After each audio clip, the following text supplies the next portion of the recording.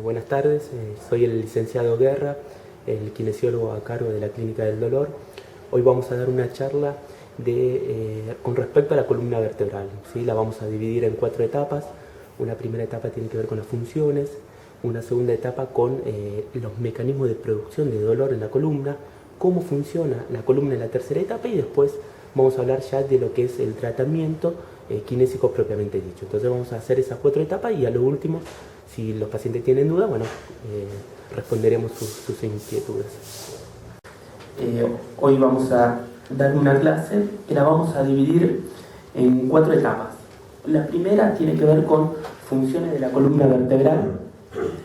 La segunda etapa tiene que ver con funcionamiento normal de la columna. Una tercera etapa, mecanismo de producción del dolor. Y la cuarta etapa tiene que ver con el tratamiento kinésico propiamente dicho. Las 2 primeras etapas es lo que ocurre normalmente en la columna. La tercera, el mecanismo de producción, cómo se altera la columna, lo que es ya algo fisiopatológico. En cuanto a las funciones de la columna, tenemos 3 funciones muy importantes. La primera es soporte del peso del cuerpo. La segunda es movilidad del tronco, que tiene que ver con una función más de flexibilidad. Y la tercera es protección de la médula espinal y de las raíces de las médulas. Si nosotros, acá hay una imagen de una columna, de una parte de columna lumbar. Esto es una vista de perfil, esto es una vista superior. Nosotros tenemos que dividir a la columna en 2 pilares, un pilar anterior y un pilar posterior. El pilar anterior tiene que ver con el cuerpo vertebral y los discos intervertebrales. Toda esta sucesión sería el pilar anterior. Y el pilar posterior va a estar dado por toda esta parte de atrás, ¿sí? Que está constituido por las apófisis transversas, las apófisis espinosas y las apófisis articulares. Entonces, la función de soporte del peso va a estar dada por el pilar anterior, mientras que la función de movilidad del tronco va a estar dada por el pilar posterior. En la columna lumbar esto es una diferencia muy notoria porque en el pilar anterior toman inserciones 2 músculos nada más, el psoas y el diafragma, mientras que todo el resto de la musculatura va a tomar inserción en el pilar posterior. Después, la tercera función era protección de la médula espinal y de las raíces. Vamos a observar este conducto que es el agujero vertebral, que la sucesión de las vértebras van a constituir el conducto medular, el canal medular por el cual va a transcurrir la médula. Entonces la función de la vértebra va a ser protección de las médulas y después también protección de las raíces, ¿sí? A través de los agujeros de conjunción, que son estas estructuras por donde emergen los nervios espinales. Entonces, para poner en claro, la columna vertebral tiene 3 funciones: la de soporte del peso del cuerpo, principalmente dado en la parte baja de la columna, la de movilidad del tronco, y la tercera función tiene que ver con protección de la médula espinal y de las raíces. ¿Sí? Acá podemos observar cómo se ve la médula espinal en el conducto medular. ¿Sí? Conducto medular, cuerpo, y todo esto es el pilar posterior.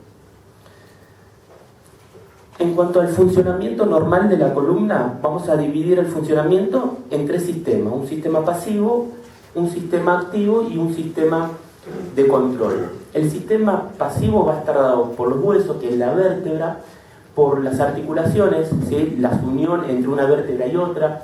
Las vértebras se van a articular o se van a unir con los cuerpos vertebrales de la vértebra suprayacente, de la que está arriba y de la que está abajo. Y también van a presentar articulaciones con las apófisis articulares. Cada vértebra tiene 4 apófisis articulares que permiten que se articule con la vértebra que está arriba y con la que está abajo. Entonces, el sistema pasivo va a estar dado por los huesos, por las articulaciones, ligamentos y los discos intervertebrales. Y el sistema activo por los músculos, que van a haber músculos superficiales y largos, y después vamos a encontrar músculos que son cortos y profundos. Y después un sistema de control. Esto es lo que ocurre normalmente, ¿sí?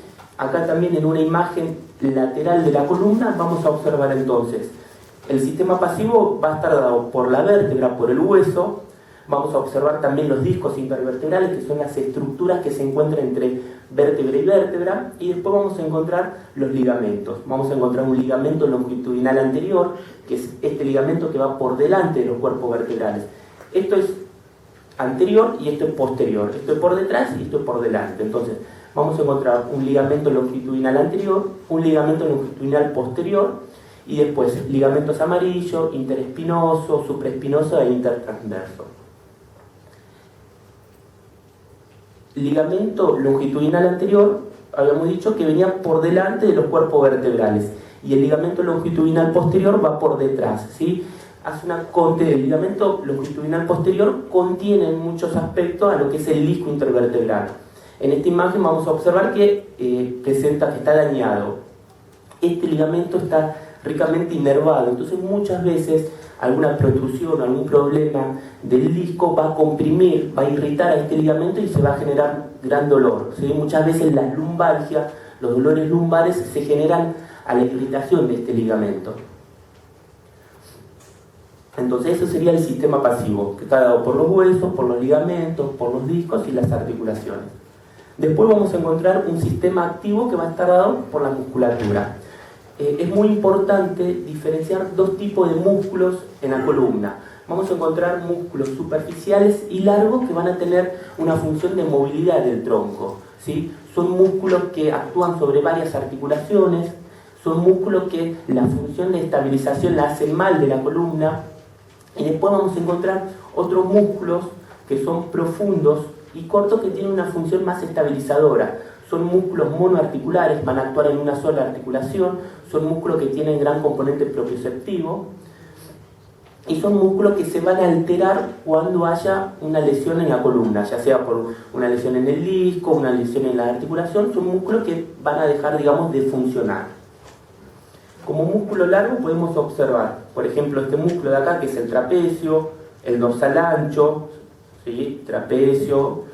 Podemos ver la longitud del músculo dorsal ancho, y como músculos cortos vamos a observar, por ejemplo, el intertransverso, el interespinoso, el transverso espinoso. Son músculos muy cortitos que van de una vértebra a la otra. En los anteriores casos vamos a observar la longitud de estos músculos. Son músculos mucho más amplios. Entonces, cuando una persona presenta dolor, son los músculos que se van a alterar, van a ser estos, los músculos cortos y profundos. Estos músculos van a dejar de funcionar y van a empezar a funcionar de más aquella musculatura superficial y larga. Hay un sistema muy importante también que es la fascia toracolumbar, ¿sí? Con un músculo en el abdomen, que es el transverso del abdomen, que toma una relación con una fascia con los músculos posteriores de la espalda. Entonces es un músculo también muy importante en la estabilización de la columna, por más que sea un músculo que tome inserción o que se encuentre por delante. Después tenemos el tercer sistema, que es el sistema de control, que va a estar dado por el sistema nervioso, que al sistema nervioso le va a llegar información de las articulaciones, de los músculos, de los ligamentos, de distintas estructuras. El sistema nervioso elabora una respuesta y muchas veces esa respuesta va a estar dada hacia los músculos, ¿sí? Vamos a encontrar que van a estar músculos muy acortados, principalmente por las aferencias nociceptivas que se generan a nivel del cerebro. Entonces todo esto es lo que ocurre a nivel normal, es el funcionamiento normal de la columna. Este funcionamiento normal de la columna se puede alterar, ¿sí? Por muchos motivos. Vamos a ir hablando un poquito de cada uno. Se puede alterar por un traumatismo, ¿sí? Puede ser un solo traumatismo.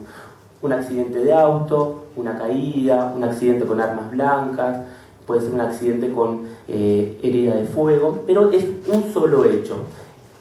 En contraposición podemos encontrar una mala postura, que son polimicrotraumatismos, son malos movimientos reiterados en el tiempo. Por ejemplo, que una persona esté mal sentada 5 horas una vez al día no pasa nada, pero si esa persona está mal sentada 5 horas al día durante 10 años, eso sí puede generar alguna lesión en la columna.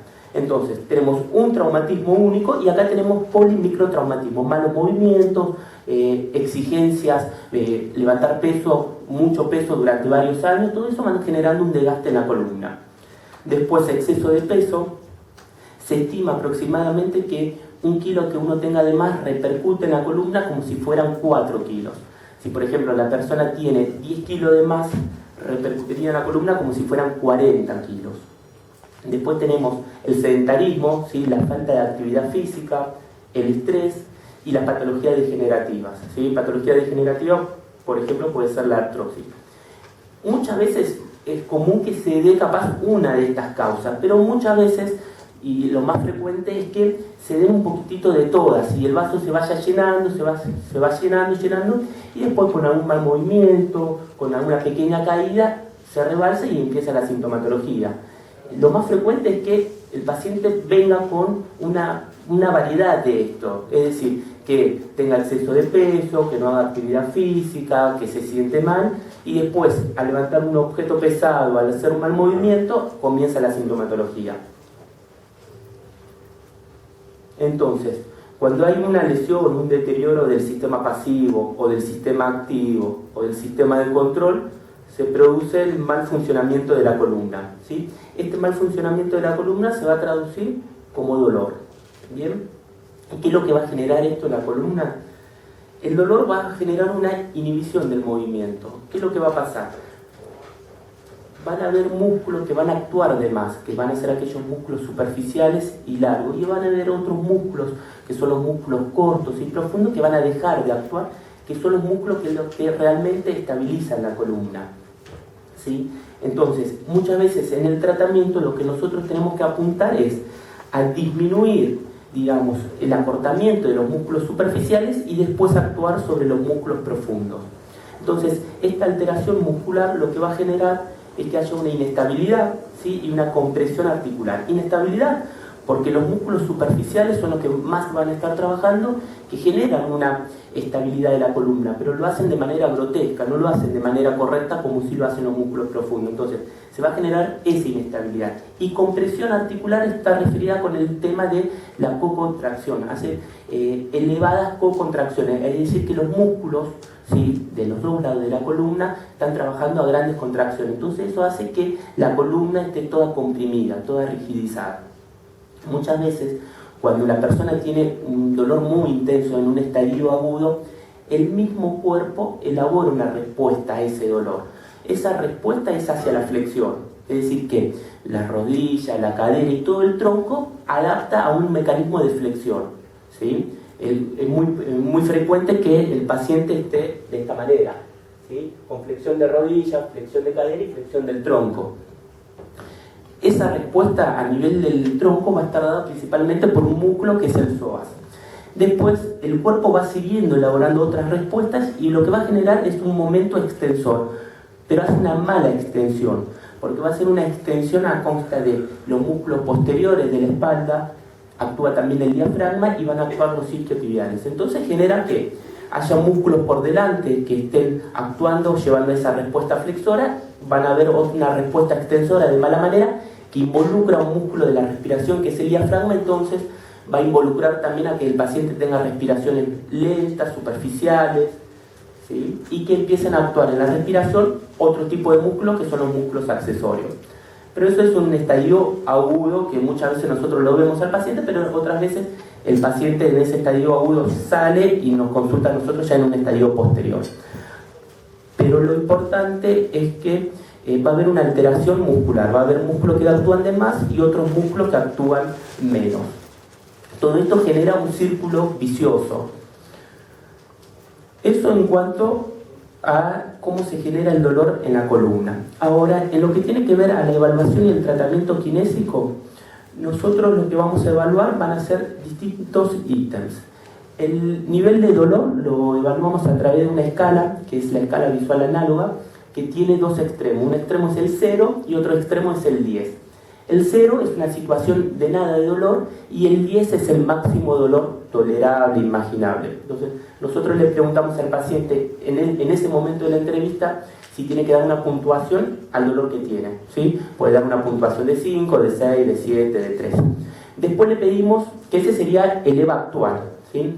Después le pedimos al paciente que si ese dolor que tiene en ese momento aumenta, ¿sí? Muchas veces sí, muchas veces llega a 8, a 9, a 10.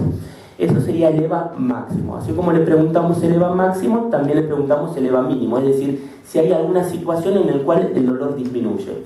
Muchas veces nos contestan que sí, que tienen 0, pero la gran mayoría de los casos siempre tienen dolor, es decir, mínimo, pero siempre tienen un dolor de 2, de 3, de 4. Eso en cuanto a los niveles de dolor. En cuanto a la zona de dolor, tenemos el gráfico de una figura humana de frente y de espalda, entonces nosotros le pedimos al paciente que nos marque los puntos de dolor.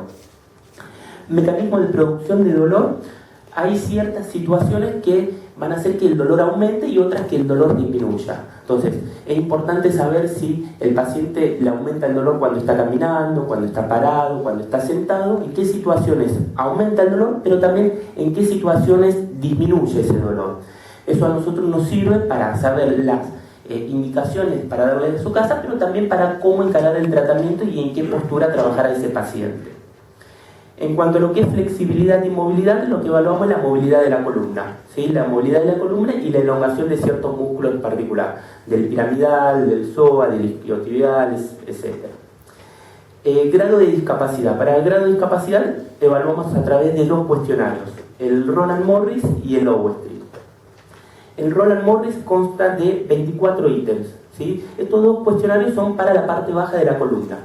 El Roland Morris son 24 afirmaciones que representan la vida cotidiana del paciente. Entonces nosotros le pedimos que lo lea y aquellas situaciones en las cuales se siente representado que la marque, ¿sí? Al ser 24 puede sentirse identificado en las 24, en 10, en 5, que tiene que ver con distancia que camina, tiene que ver si toma medicación, si puede dormir, etc.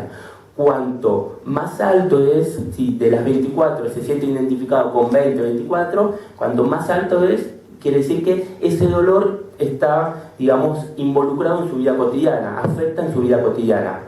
Es el Roland Morris. El Overstreet es muy similar, se divide en secciones, son 10 secciones que cada sección trae 6 opciones. Tiene que marcar una y también tiene que ver con los cuidados personales, con caminar, con viajar, con dormir, y también el paciente lo lee y aquella que se siente más representado lo marca, y también cuanto más alto nos indica que ese dolor está más involucrado en su vida cotidiana.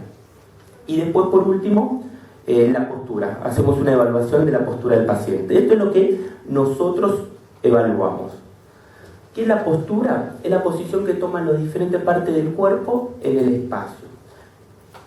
Es muy importante saber, estas son 3 fotos de la columna. Tenemos una foto vista de adelante, perfil y por detrás. Vamos a observar curvaturas fisiológicas, ¿sí? Curvaturas primarias y curvaturas secundarias. Las curvaturas primarias son aquellas curvaturas que están desde la vía intrauterina, que tienen que ver con la cifosis, ¿sí? Hay una cifosis a nivel dorsal, hay una cifosis a nivel occipital y hay una cifosis a nivel del sacro, ¿sí? Las cifosis son zonas de menor movilidad y que tienen la función de protección, ¿sí? Protección de órganos. Si nosotros pensamos en la cifosis a nivel del occipital, vamos a observar que está protegiendo lo que es el cerebro, el cerebelo. La cifosis a nivel dorsal, que es esta de acá, va a proteger los pulmones, el corazón, mientras que la cifosis a nivel sacra lo que va a proteger van a ser los órganos de la pelvis menor. En cuanto a la lordosis, son curvaturas secundarias porque se van generando cuando la persona comienza a bipedestar, ¿sí? Entonces son curvaturas de mayor movilidad y son las curvaturas o son las zonas en las cuales se van a sentar las lesiones, a nivel cervical y a nivel lumbar, ¿sí? Es muy frecuente ver protrusiones o hernias discales en la parte baja de la columna como también en la parte alta, ¿sí? Son las lordosis, a nivel cervical entonces y a nivel lumbar. Ahora vamos a ver cuatro tipos de posturas, ¿sí? Y vamos a analizar así rápidamente cada una de ellas. Acá ocurren 3 cositas importantes. Por un lado, tiene un acortamiento de la musculatura posterior, principalmente de los isquiotibiales, que hace que esa rodilla vaya a la flexión. Vamos a observar, esto es la pelvis y este huesito es del sacro, ¿sí? Hay una retroversión, la pelvis y el sacro están desplazados hacia atrás. Es importante saber que el sacro, ¿sí? Con L5, con esta vértebra, que es la quinta vértebra lumbar, van a constituir un ángulo que es el ángulo lumbosacro, ¿sí? Que tiene un valor aproximadamente de 140 grados. Vamos a observar acá que el sacro está muy vertical. Y después vamos a observar también un aumento de la cifosis, un aumento de esta curvatura. Bien, el responsable principal del aumento de esta curvatura es una cadena anterior que va por acá adelante, que está constituida por el econ, por los escalenos, los pilares del diafragma, subclavios, psoas, aductores, en la fascia cérvico-tóraco-diafragmática. Entonces, en este paciente sería bueno trabajar toda la musculatura anterior, ¿sí? Y trabajar la pelvis, ¿sí? El ilíaco y el sacro. En el segundo dibujito lo que vamos a observar es contrario a lo que era el primero. Acá vamos a encontrar un sacro muy horizontal, ¿sí? Vamos a encontrar también que la pelvis se dirige un poco hacia anterior, ¿sí? Hay una anteversión debido al acortamiento de la musculatura que se encuentra por acá adelante, ¿sí? Del psoas recto anterior, que hace que la pelvis vaya hacia el movimiento de anteversión. Y hay una rectificación, ¿sí? Hay un dorso plano, hay una rectificación de las cervicales y también de la cifosis dorsal. Y otro aspecto importante tiene que ver con la hiperlordosis que se genera acá arriba, que se genera en las primeras vértebras cervicales. Esta hiperlordosis se genera para que se mantenga la mirada horizontal. Si acá, en muchos de los casos que hay toda una rectificación, la mirada estaría apuntando hacia el piso, tendría esta dirección la mirada. Entonces, para mantener la mirada horizontal, lo que se genera es una hiperlordosis a nivel superior. En la tercera, lo que vamos a observar va a ser, también acá va a estar el sacro horizontal, pero va a estar acompañado de una hiperlordosis a nivel lumbar. Va a haber una rectificación de todas las curvaturas a nivel cervical y a nivel dorsal. Y en la última lo que vamos a observar es que va a haber un aumento de la base de sustentación. Va a haber un acortamiento de los músculos posteriores con un sacro vertical, pero principalmente lo que llama la atención es el desplazamiento del cuerpo hacia atrás. La línea del eje de gravedad está desplazada hacia posterior. Después, ¿qué se puede hacer para tratar el dolor de espalda? Tenemos varios objetivos. Por un lado, disminuir la carga axial. Por el otro lado, flexibilizar los músculos. Habíamos hablado de músculos largos y superficiales que iban a estar acortados. La idea es trabajar esos músculos, elongar esos músculos. Activar otros músculos, que van a ser los músculos cortos y profundos. Después, corregir la postura, trabajo aeróbico y trabajo de coordinación. Disminuir la carga axial. ¿Qué es la carga axial? Es la fuerza que actúa a lo largo del eje longitudinal de la columna. Esta carga va a estar dada por tres componentes muy importantes. Por un lado, va a estar dada por el peso del cuerpo. Por el otro lado, va a estar por la acción de la fuerza de la gravedad. Y tercero, tiene que ver las fuerzas musculares necesarias para mover el tronco.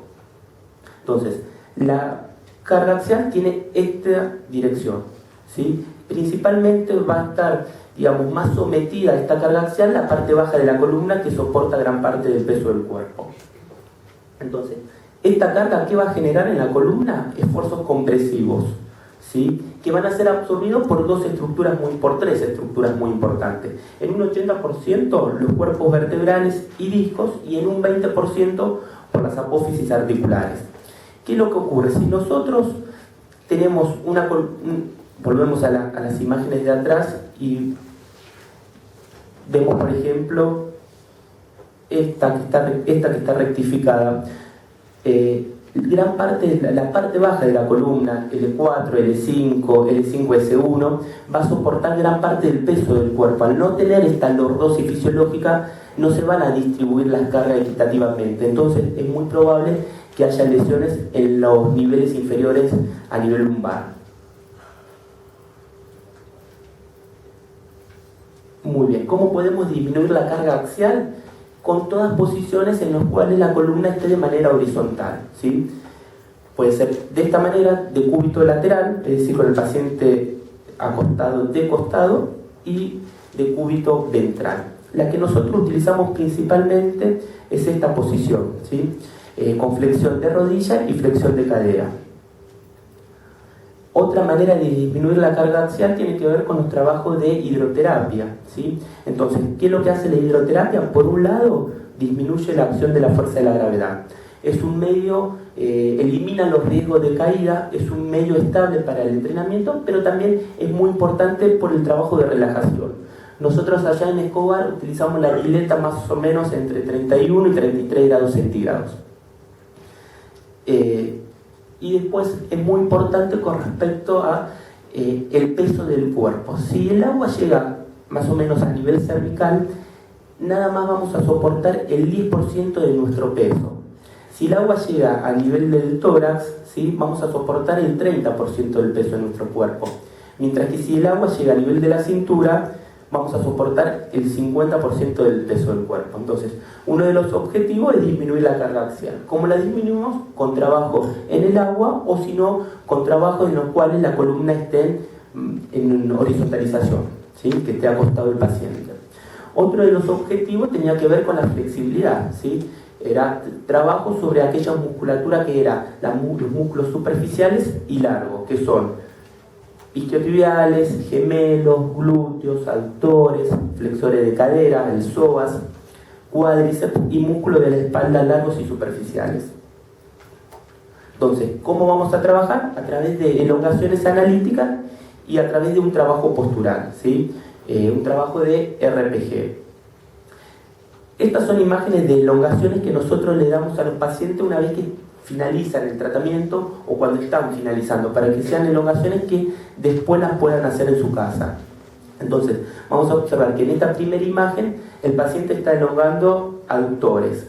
En esta segunda imagen vamos a observar que elonga gemelos e isquiotibiales. Acá vamos a elongar psoas y recto anterior. Si nosotros queremos dar más prioridad hacia el psoas, lo que tendríamos que buscar es una extensión de cadera, una extensión de esta articulación, y si nosotros queremos actuar más sobre el recto anterior, que es uno de los componentes del cuádriceps, tendríamos que flexionar un poquitito más la rodilla. Y en esta última imagen lo que vamos a elongar va a ser el glúteo, los pelvis trocanterios, además del glúteo, los pelvis trocanterios. Y después vamos a hacer un tratamiento postural. La primera parte del tratamiento postural, el paciente va a estar acostado. Esta es una de las posiciones de RPG que se llama rana al piso, en los cuales se trabaja toda la cadena muscular anterior. Vamos a encontrar otra postura que es rana al aire, que trabaja toda una cadena muscular posterior. Que esta cadena está constituida por la fascia del pie.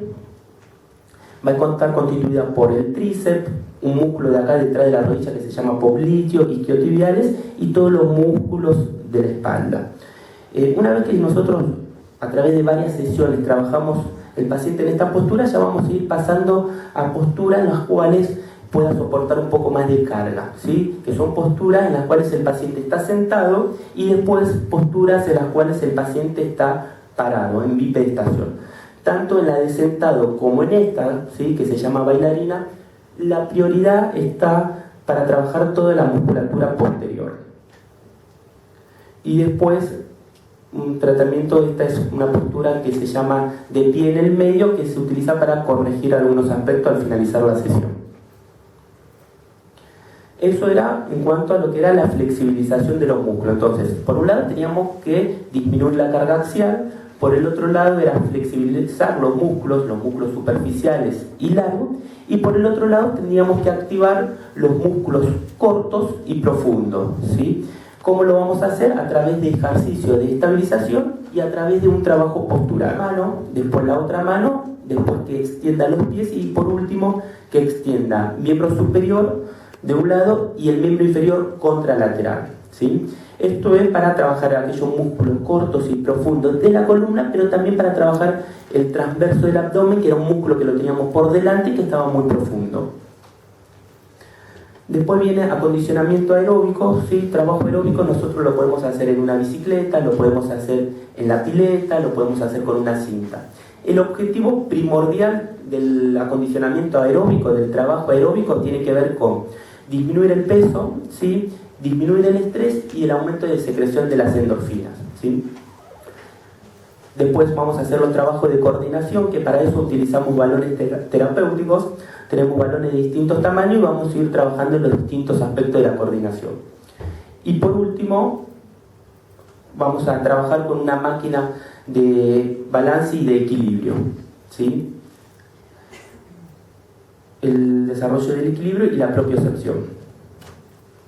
Entonces, El tratamiento kinésico lo que busca es mejorar la condición física del paciente, ¿sí? Tratar de disminuir el dolor, ¿sí? Activando los músculos profundos y disminuyendo la actividad, el trabajo de aquellos músculos superficiales y largos que están trabajando de más. ¿Bien? Pero en lo que es la clínica del dolor no trabajamos solos, sino que hay un equipo interdisciplinario que está constituido por terapistas ocupacionales, por la parte de psicología, la parte de enfermería, psiquiatría, la parte médica, nutricional, ¿sí? Que lo que busca es mejorar la calidad de vida del paciente, ¿sí? Entonces es un equipo interdisciplinario que el paciente va pasando por las distintas áreas. Puede ser que en un día tenga 1 o 2 horas de kinesiología y después va pasando al área de psicología, va pasando al área de terapia ocupacional y más o menos transcurre desde 8 de la mañana a 12, 13 horas, ¿sí? Aproximadamente. Pero el paciente es tratado por todas las áreas. Va pasando media hora por una terapia ocupacional, media hora en relajación, media hora en enfermería y después alrededor de 1 hora o 2 horas en kinesiología. Listo. Si tienen alguna duda, pregunta. La 4 tendremos, la 2.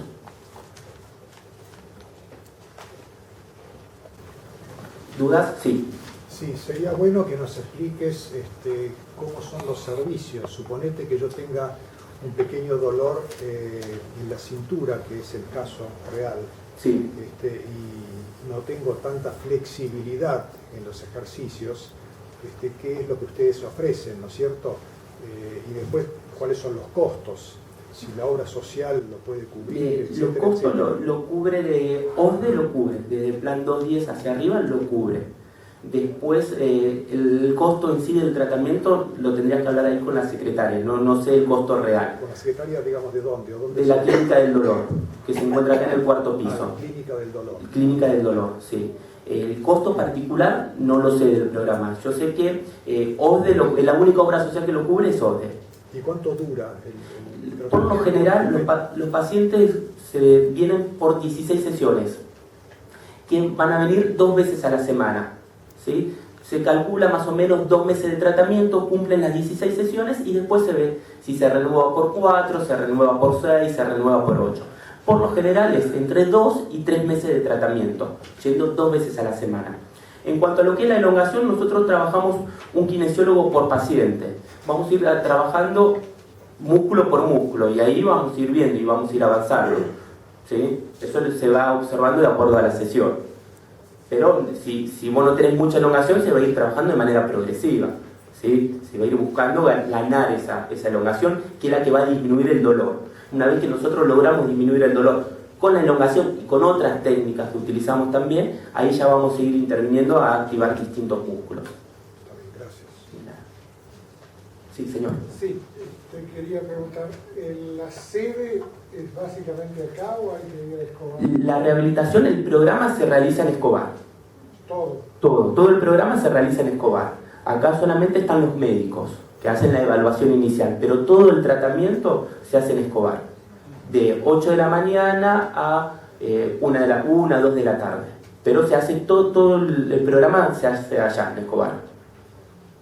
Bueno, y tenés que ir por tus propios medios. Acá no, hay combis. Hay combis que salen desde acá, desde Fleri y Belgrano, salen para allá. Salen a las 7 de la mañana y a las 8 de la mañana. Y después vuelven a las 12 y a las 2 de la tarde. Sí, hay combis pero van desde Fleri y Belgrano a Fleri y Escobar.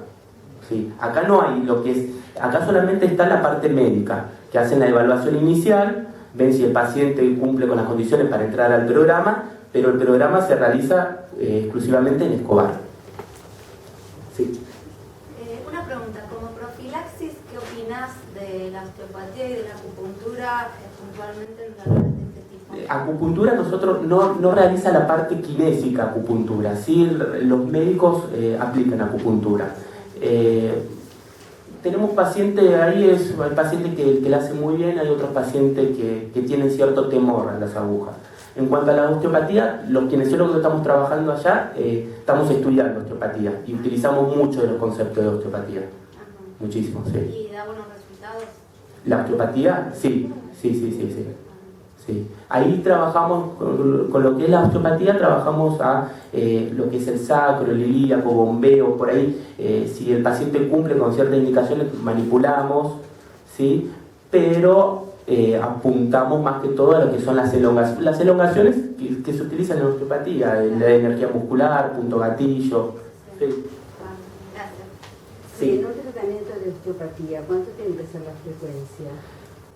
Nosotros, como no hacemos un tratamiento 100% de osteopatía, nosotros al paciente lo vemos 2 veces a la semana, ¿sí? Se calcula aproximadamente que en un tratamiento osteopático tiene que ir 1 vez al mes. Capaz que las primeras sesiones, las primeras 2, 3 sesiones cada 15 días, pero después ya se hace 1 vez al mes. Sí. Vos dijiste primero que cuando hay mucho dolor en el cuerpo va hacia una inflexión. Sí, cuando estamos en una etapa aguda. Sí. Y después dijiste que en otro estadio, no entendí. No, casi en un mismo estadio. Cuando una persona tiene un dolor, pero un dolor agudo, un dolor muy fuerte, el cuerpo va a elaborar una respuesta para disminuir ese dolor. Esa respuesta es llevar a las articulaciones a la flexión, ¿sí? Porque en la flexión disminuye lo que es la presión en las articulaciones, disminuye las aferencias nociceptivas, ¿sí? Entonces va todo el cuerpo a la flexión. Además se va a generar una extensión, pero se hace una mala extensión del tronco. Es decir, hay músculos que intervienen para que romper esa respuesta flexora, que no la van a romper, pero sí van a actuar los músculos, ¿sí? El cuerpo va a estar en flexión, pero hay músculos que tienen que llevar a la columna a la extensión, que no logran llevarla a la extensión, pero ellos van a estar trabajando de más, ¿sí? Que son los músculos posteriores de la espalda, el isquiotibial, que hace una retroversión de la pelvis. Es muy frecuente ver en esos pacientes que están agachados y que están con la cola hacia adentro, ¿sí? No logran romper esa respuesta flexora porque el paciente va a seguir agachado, ¿sí? Pero los músculos van a estar trabajando inferior. Sí.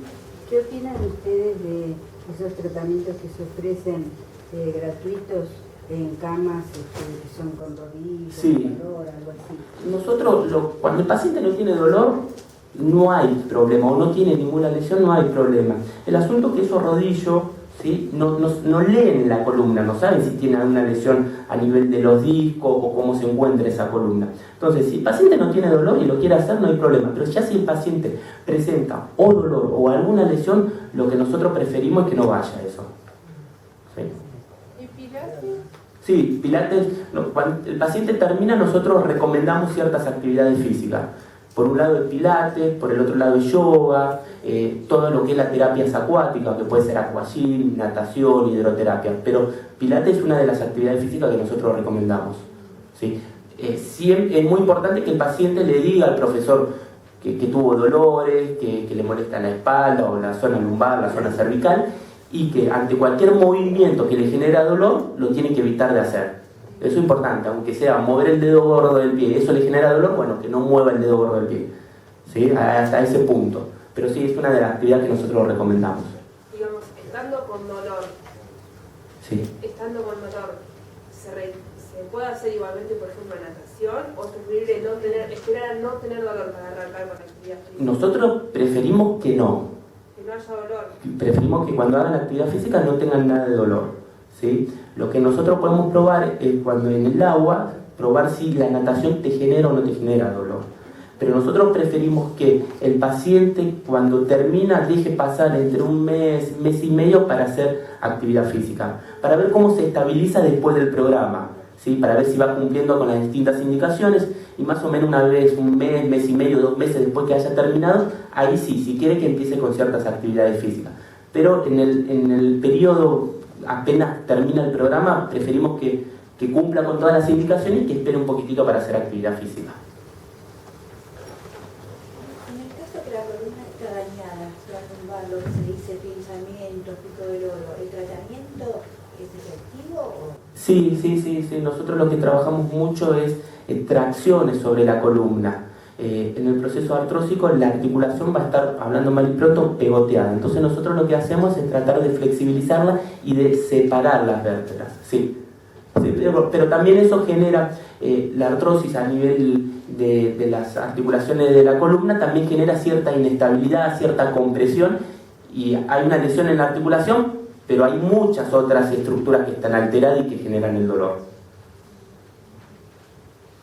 Entonces, suponete en una hernia de disco, ustedes primero agotan todo lo que sería la clínica esa de dolor antes de ir a una operación. Sí. Lo principal es que el paciente agote todo lo que es tratamiento conservador antes de pasar a la operación. ¿Sí? Ya sea acá o sea con el RPG, con osteopatía, que agote todo lo que es tratamiento conservador, y ahí sí, pero también si está hace mucho tiempo con dolor, no es algo recomendable que se opere. ¿Sí? El mismo cuerpo muchas veces ejerce un proceso de curación de esas protrusiones o de esas hernias discales. Pero lo primordial es tratar de agotar todo lo que es tratamiento conservador y ir estirando lo más que se pueda la operación. Si ya estás durante muchos años con dolor, ese dolor te hace pérdida de la sensibilidad, pérdida de la fuerza de las piernas, bueno, ahí capaz que sí se evalúa. Pero mientras tanto, si vos solo tenés dolor, se trata de estirar lo máximo la operación. Después, otra cosa que, poner en mi caso me dice, que no escuché que intriga en el tema del bloqueo. Sí. Bueno, es un paso previo a lo que es una operación o es una herramienta si el dolor, digamos, sigue. ¿Sí? Se hace un bloqueo, principalmente el bloqueo se hace en la zona lumbar. ¿Sí? El bloqueo a nivel cervical es un poquito más complicado y no se indica tanto. ¿Cuál es la diferencia entre hernia y protrusión? Hernia es un paso posterior a la protrusión, digamos, la protrusión es algo más leve. ¿Sí? Hay una lesión en lo que son las fibras del anillo, pero hay algunas fibras que están sanas y que protegen al núcleo. En la hernia, ¿sí? Las fibras del anillo ya están rotas y sale el núcleo, sale hacia posterior que comprime el ligamento y comprime a ciertas raíces nerviosas. Digamos que la hernia es un paso posterior en cuanto a lo que es gravedad a la protrusión. ¿Siempre se va para atrás? No, se puede ir para atrás y hacia alguno de los costados. ¿Sí? ¿Para adelante? Sí, pero es menos frecuente. Es menos frecuente, por lo general se va para atrás. Perdón, vos hablaste de 2 meses de tratamiento, ¿no? Sí. ¿Es 2 meses y ya está o no? ¿O es toda una vida?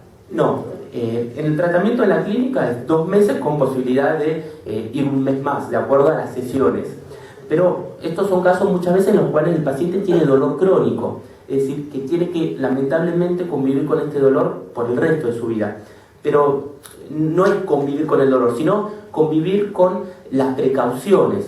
Porque el paciente puede ser que no tenga dolor, pero siempre va a tener que tener precauciones al levantar objetos, al sentarse, al dormir. ¿Sí? No significa que tenga dolor durante todo el resto de su vida, sino que lo que significa es que va a tener que tener precauciones, cuidar su columna, sí, gran parte de su vida. Pero en el caso que ya esté dañado, por ejemplo, en la zona lumbar donde hay pinzamiento, Sí. eso no tiene cura. No, el mismo cuerpo sí puede generar un proceso de curación y puede curar un porcentaje de esa columna, pero uno va a actuar sobre distintas estructuras que rodean a ese núcleo que van a hacer que esa columna no sufra tanto, no se exija tanto, por ende haya menos dolor. Capaz que esa estructura sigue igual de lesionada, pero uno al actuar sobre los músculos, sobre las articulaciones, sobre distintas estructuras, le saca trabajo a esa columna, entonces ahí sí disminuye el dolor. Perdón, ¿y qué opinas de las vacunas que están, viste, que se dan como para reconstituir la... Dicen que ¿El cartílago para reconstruir? No, si te digo te miento, no lo sé, no lo aplicamos nosotros allá. Igual el objetivo del programa no está solamente en disminuir el dolor, sino también es en que educar a los pacientes para que cambien sus hábitos y sus costumbres con respecto al dolor. Es decir, tratar de que si antes levantaban objetos pesados, los levanten pero con más precaución. O disminuir el dolor en ciertas actividades o suspender inclusive otras. La idea es educarlos para que puedan manejar ese dolor y darles herramientas para que lo puedan dirigir durante su vida cotidiana. Pero viste que hay veces, hay casos, no se escucha que dice, estuve mucho tiempo parado y se me duele mucho la cintura. Claro, bueno, en esos casos generalmente se da, o no llegan al consultorio, gente que también por su trabajo está mucho tiempo parado, mucho tiempo sentado. Nosotros lo que tratamos de dar son a veces rutinas chiquititas que pueden hacer en algún recreo de 5 minutos para evitar que esas posturas lo dañen. ¿Sí? Son como micro ejercicios cortitos que los damos para que puedan reposar, aunque sea 5 minutos en algún recreo que tengan en el trabajo, y los van haciendo y van notando cierto cambio con respecto a eso. Lo más importante me parece que una vez que ya está hecho, hay que tratar de evitar las causas por las cuales se generó. Porque, bueno, se hará lo mejor posible, algunas gente estarán mejor que otros, pero sin ninguna duda tiene que esa prevención. Como si no hubiera tenido la lesión también, ahora mismo. Igualmente la causa a veces no la sabes. Igualmente a veces la causa creo que no la sabes. No, es la suma de varias cosas. Es la suma de varias cositas. Salvo que haya tenido un accidente de auto o algo muy grave, pero por lo general es la suma de varias cosas. Alguna caída cuando uno era chiquito, mala postura, estar sentado durante varias horas en el trabajo. Son varias cositas que van llenando el vaso. Después capaz que uno hace un mal movimiento, levanta algo pesado, ahí el vaso se rebalsó y ahí comienza la sintomatología. Pero para que ese vaso se llenara, uno hizo varias cositas más. También la artrosis, ¿no? Sí, bueno, eso también era una de las patologías degenerativas. Eso también contribuye a que uno siente dolor en la columna. La utilización de esas almohadillas eléctricas que dan calor, por ejemplo, para la lumbalgia, ¿es conveniente? Sí, nosotros le indicamos que principalmente cuando hacen la posición de reposo. O sea, algo casero, digamos, sino antes de dormir a la noche. Bueno, nosotros lo que le indicamos al paciente, en una de las partes de la charla, habíamos hablado de disminuir la carga axial. ¿Cómo la disminuíamos? Que la columna esté en una posición de horizontalización, que el paciente esté acostado. Entonces, cuando está acostado, que aproveche y que se ponga la almohadilla entre 20 y 25 minutos con flexión de cadera y flexión de rodilla. Que si puede, que lo haga con esa posición, ¿sí? Por ejemplo, con una silla arriba de la cama. Entonces ahí genera la flexión de cadera y la flexión de rodilla. Igual siempre es el proceso lo que cuenta. Por ejemplo, si es un proceso crónico, donde hay músculos que están contracturados, generalmente siempre se recomienda calor. En cambio, si es un proceso agudo, donde hay inflamación, donde hay un dolor bastante fuerte, ahí recomendamos hielo. Depende del proceso. Si es crónico o agudo, se recomienda calor o frío. ¿Sí? Generalmente, los procesos de columna son crónicos. Generalmente se recomienda calor. Y también me comentaron que existen unas almohadillas que se colocan en el microondas, que tienen como unas semillas que largan como una, el objetivo no sé, como algo refrescante y cálido a la vez. No, el objetivo tanto de la almohadilla como de esas almohadas con semillas es relajar la columna, relajar la musculatura. O sea, es decir, dar calor a la musculatura. Genera un calor agradable. Lo puedes hacer con una bolsa de agua caliente, con pan y con lo que fuese. Y para problemas de rodillas, que generalmente escucho que se recomienda fortalecer los cuádriceps. Sí. ¿Es mejor fortalecer que elongar? Y en general es mejor alguna de las dos opciones. Sí, hay que ver en qué proceso está de la patología, pero es muy importante fortalecer para darle estabilidad a esa rodilla, fortalecer los músculos anteriores y posteriores. Pero bueno, también habría que evaluarte y ver si tenés alguna retracción de los músculos, y también hay que evaluarte para ver si tenés una hipotrofia muscular, si es verdad que tenés una disminución de la fuerza. Quedarían dos preguntas. Bueno. ¿Alguien que no haya preguntado quiere preguntar? Quería preguntar, las fajas, ¿son terapéuticas al revés? ¿Son perjudiciales? Nosotros, si le recomendamos que utilicen faja es cuando van a hacer alguna actividad, ¿sí? Pero que la utilicen poco tiempo. No nos interesa que el paciente utilice la faja durante todo el día, ¿sí? El hecho de que utilice la faja hace que muchas veces esa parte de la columna no se mueva. Y nosotros necesitamos que se mueva, al contrario. Pero hay veces en las cuales el paciente capaz va a estar un tiempo largo parado o va a hacer alguna actividad que se la ponga para que él también sienta un poquito más de seguridad en esa zona. Pero no es algo que nosotros indicamos que utilice a largo tiempo, ¿sí? Que si quiere lo utilice unos minutos, unas horas, pero no más que eso. Pues necesitamos que la columna se siga moviendo. ¿Alguien más que no haya preguntado? Ay, perdón, ¿hay gente que no tiene problemas de columna o es un tema que la mayoría, porque quiero saber el consuelo, un porcentaje? No, porcentaje no te sabría decir, pero cada vez más involucra a gente de menores edades, digamos, gente más joven. Antes capaz que eran problemas de personas de 40, 50, 60 años y ahora nosotros tenemos chicos de 20 años en el programa, chicos de 25, 30, de 30 a 35, de 30 a 40 hay mucha gente. Sí, es algo que cada vez va involucrando a más personas, mayor margen de edad. Con las mochilas de los colegios. Con eso es uno de los aspectos, sí, son muchos, eso es uno.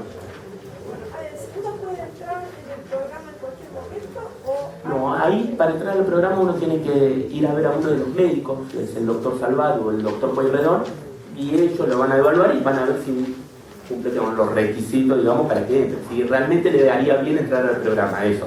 ¿Puede entrar en cualquier momento o hay Un remedio cada programas que tiempo. inician de Sí, y hay una lista de espera grande, sí. Sí, hay una lista de espera importante. se arranca por el cuarto piso de acá? Sí, cuarto piso. Sí. Bueno, agradecemos. Bueno, gracias a todos.